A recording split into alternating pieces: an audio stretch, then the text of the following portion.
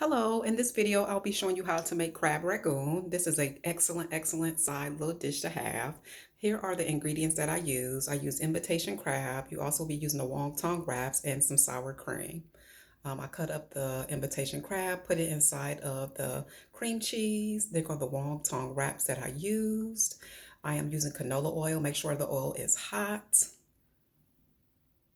Now I am just wrapping the actual wonton.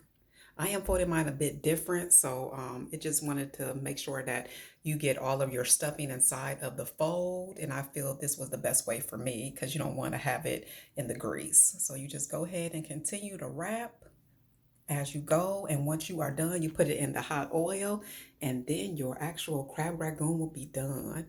I love these little side little dishes. I put them all together, and now I am about to put it again in the oil. I got it on like medium.